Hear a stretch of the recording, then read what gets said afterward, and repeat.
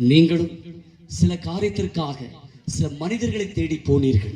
ஆனால் அவர்களோ உங்களை விரட்டி அடித்தார்கள். அவர்களோ நாளைக்கு வா நாளைக்கு என்று சொல்லி உங்களை அப்படி காலம் தாழ்த்துகிறார்கள். சில இடத்துக்கு போனீங்க, ஆனா உங்களை கண்டுகொள்ளல. அப்படிதான் காணப்படுது. இன்றைக்கு நான் சொல்லுகிறேன், நீங்கள் சில மனிதத்தில் சில காரியங்களுக்காக சில காரியங்களுக்கு கோர்ட் வழக்கு பிரச்சனைக்காக எங்கெங்கயோ அலைஞ்சிங்க, எங்கெங்கயோ போனீங்க, யாரும் உங்களுக்கு ஹெல்ப் பண்ணல. நான் சொல்றேன், இன்னைக்கு ஜெபம் பண்ணிட்டு போங்க.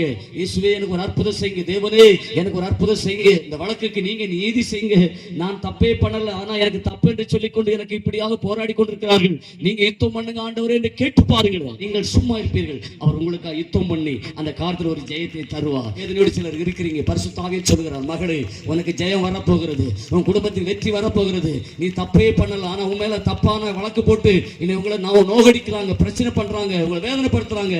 அப்படின்னு சிலங்க வந்திருக்கு. கர்த்தர் சொல்கிறார், யாரையும் வரப்பு மாறுதலாக முடிய போகிறது.